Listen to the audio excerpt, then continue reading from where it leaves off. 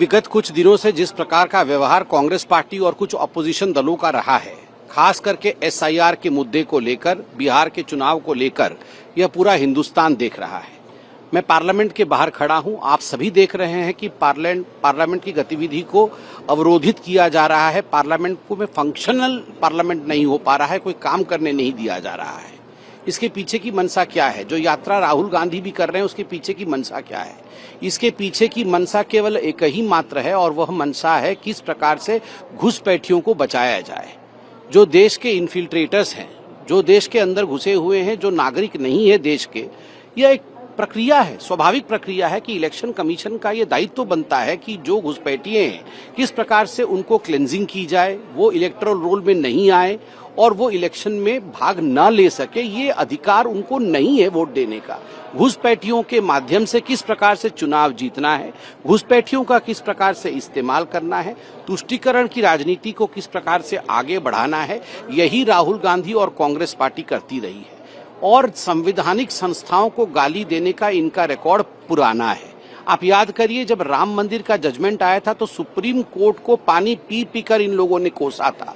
जजेस के नाम ले लेकर उनके खिलाफ मीम बनाकर सोशल मीडिया में छोड़ा था। और आज इलेक्शन कमीशन ऑफ इंडिया के खिलाफ जिस प्रकार का वक्तव्य सोशल मीडिया के माध्यम से और खुद राहुल गांधी दे रहे हैं, जिन शब्दों का प्रयोग वो कर रहे हैं, मुझे लगता है पूरा हिंदुस्तान उसे एक्सेप्ट नहीं कर रही है, उसे नकार रही है। और हिंदुस्तान देख भी रही है कि खिसियानी बिल्ली खंबा नोचे।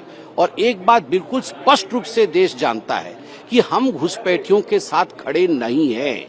किसी भी कीमत पे घुसपैठिए आकर यहाँ पर वोट दे हिंदुस्तान में, हिंदुस्तान की फर्जी नागरिकता की सर्टिफिकेट लेकर हिंदुस्तान में वो तय करे कि राज किसका होगा, यह हिंदुस्तान नहीं होने देगा। उसके आड़ में तुष्टीकरण की राजनीति करना राहुल गांधी और विपक्षी दल बंद करें। देखिए, ऐसी कौन सी संस्था है जिसके खिलाफ विपक्ष खड़ी नहीं हुई है? हिंदुस्तान की कौन सी संस्था है? जो पॉलिटिकल पार्टी सुप्रीम कोर्ट के खिलाफ बोल सकती है, जो पॉलिटिकल पार्टी राम मंदिर के जजमेंट के पश्चात जजेस को गाली दे सकती है, जो पॉलिटिकल पार्टी इंडिया के आर्मी को छोड़ नहीं सकती है, इंडिया के आर्मी के चीफ को सड़क का गुंडा करार दे सकती है, तो स्वाभाविक रूप से आप बताइए कि इलेक्शन कमीशन के लिए भी आज जिन शब्दों का प्रयोग किया जा रहा है, पार्लियामेंट के बाहर खड़े होकर जिस प्रकार से इलेक्शन कमीशन को गाली दी जा रही है, सड़कों पर इलेक्शन कमीशन को गाली दी जा रही है, और जिन शब्दों का प्रयोग किया जा रहा है, एक ही चीज दिखा रहा है कि संवैधानिक संस्थाएं, सबकी अपनी अपनी मर्यादा होती है, सबका अपना अपना बाउंड्री होता है, और एक संवैधानिक संस्था दूसरी संवैधानिक संस्था का हमेशा आदर करती है।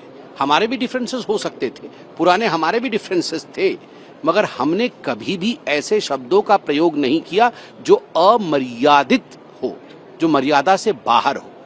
अमर्यादित शब्दों का प्रयोग करना और जिस प्रकार के आक्रमण को वो कर रहे हैं, ये कहीं न कहीं दिखाता है कि राहुल गांधी और कांग्रेस पार्टी फ्रस्ट्रेशन में है, और उनका एक ही ध्येय है, किसी भी कीमत पे हमें सत्ता मिलना चाहिए। यदि हमारे परिवार को सत्ता नहीं मिलता है तो हम किसी को भी खींच के सड़क के बीच में लाएंगे, उसके विरुद्ध अनर्गल बोलेंगे, उसको गाली करेंगे, और किसी भी कीमत पर हमें सत्ता चाहिए। मगर जनता जनार्दन है, सब समझ